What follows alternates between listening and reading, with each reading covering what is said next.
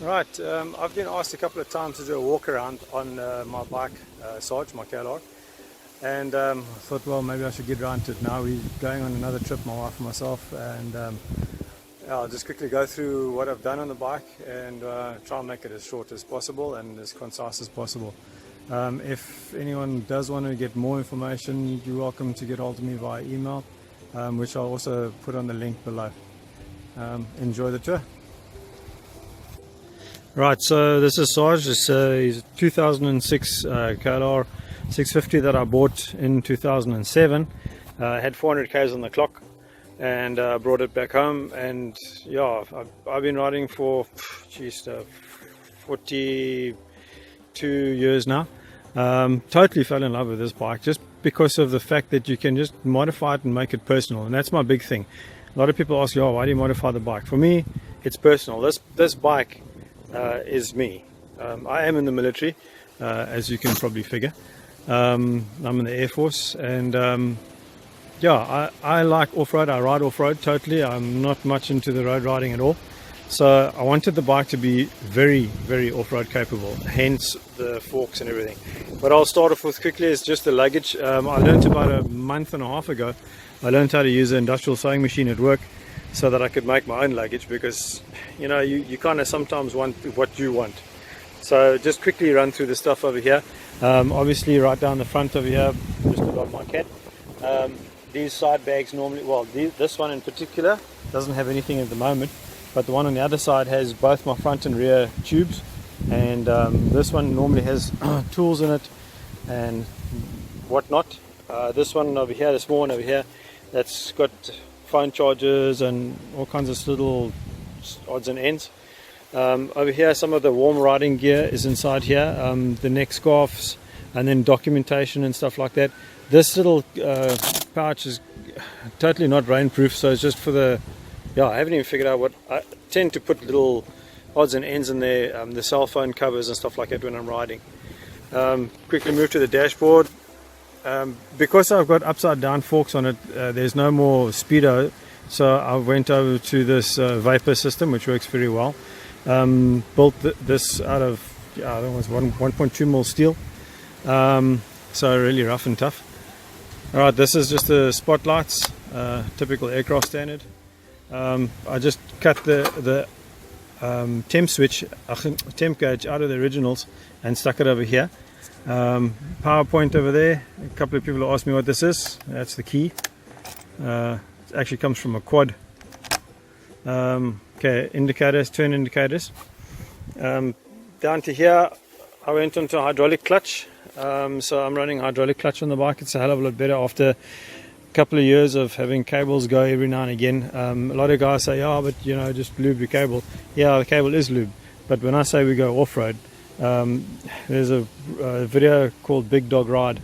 I'll also try and put the link onto that. You can have a look at what we ride in, and I've lost this bike in the water a few times. When I say lost, it's gone underwater and we've had to find it. So you know, we tend to get really full of mud and gunk.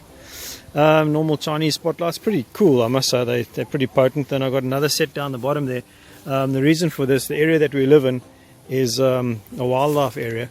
So there's a lot of animals on the road at night when I come back from night flying or stuff like that, and you want to have as much light as possible. I'm also running two HID headlights in here from Audi. Okay, the actual housing is just some kind of spotlight there, but the globes inside are HID. It's an Audi system. This front forks of the whole headstock from the handlebars right the way down to the bottom of the tire. That's all from a KX 450 2006 model. Only thing I had to do is a little bit of modification on the center trunk. I have got a whole tutorial about it, which I'll also put into the link. It's going to be a long link, this, I must say. Coming around this side, alright, the bash plates. I make the bash plates. I've got a plasma cutter, so my company's name is Creative Motorcycle Works, CMW, so I make my own little bash plates. I tend to like steel. The aluminium, you know, you're riding a KLR, you're not particularly worried about trying to go too light, but what you do want is something that's going to take a knock. And I've had to fix too many crankcases where the guys have had aluminium bash plates, and remember to to build that, it's weldable. That means it's bendable, and if it's bendable, it shapes around a rock. Whereas steel, it doesn't. Right, it is a 692. It's not a 685 anymore. And then one of the big plus points is the FCR carb I'm using over here. It's a FCR 45. And then I've done the big valve conversion on it as well. Not entirely impressed with it. Didn't do much bang for the buck as far as I'm concerned. These little the pipes over here, I just put stainless steel braided tubing over them, pulled them in tight so that they just protects them a little bit. Here you can see the hydraulic clutch. It really actuates beautifully, really nice. I did extend slightly on the actuator there. It helps, makes it a bit smoother. Alright, I said I was going to start my luggage, but I got sidetracked. It's OCD for you. ADHD. Okay, I made the molly system so I can change things around. When I'm with my wife and that, the two of us on the bike, then I tend to move stuff towards the front so that I can, get my knees in here because she's a tall lady. Yeah, so the luggage, I'm quickly going to go through this part over here. The way that I made it is so that I can, when we get off, we've been on a tour before, and you've got to carry all your luggage around. When you get to a place, you want to climb off and go and have a look at something, and then the luggage is in the way. Well, not in the way, but you've got to carry a lot of stuff. So I changed the way I did it. It comes off very easy. I'm going to try and do this with one hand quickly, which should actually be a good ad. Okay, so these are all aircraft style clips that I've got on top here. Okay, and I'll start off from this side. Okay, so there we go.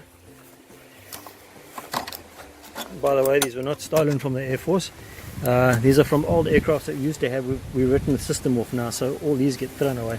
So I ended up grabbing a couple of these. And then the top one comes off there. And then just over here.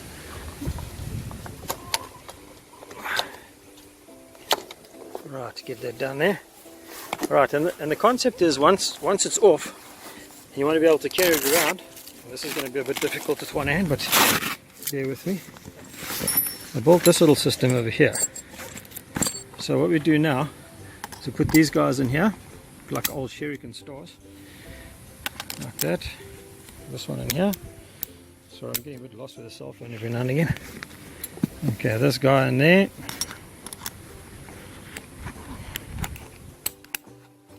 Okay, this bag will go into the top. This is where things are going to definitely get difficult.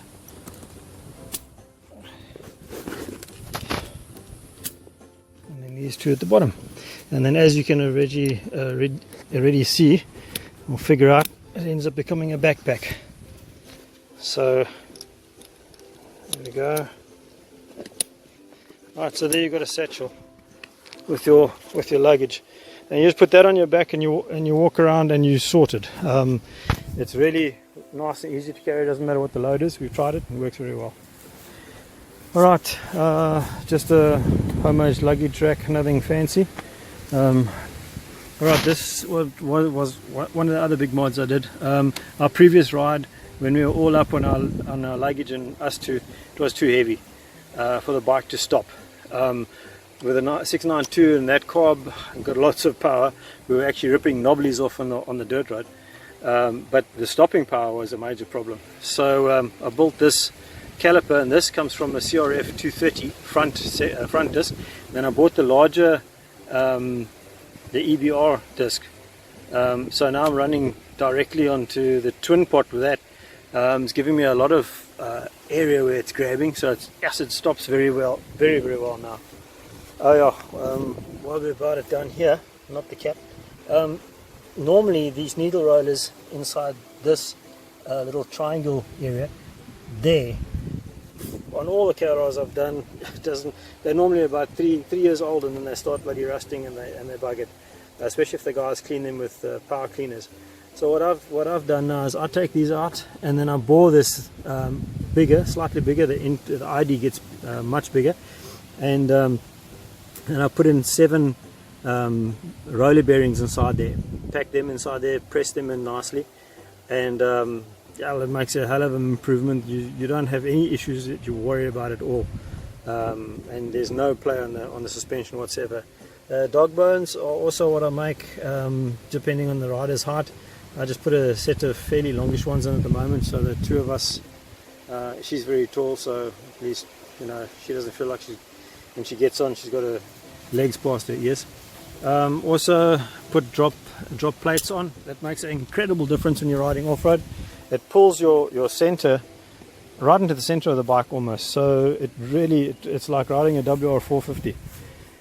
On the back here, okay, this is just we used to fly Mirage aircrafts years ago here, and what I did is this box actually comes from, I think it was to test the drop tanks or something, and I just gutted it and built a little aluminium top box out of it, nice and solid, no issues.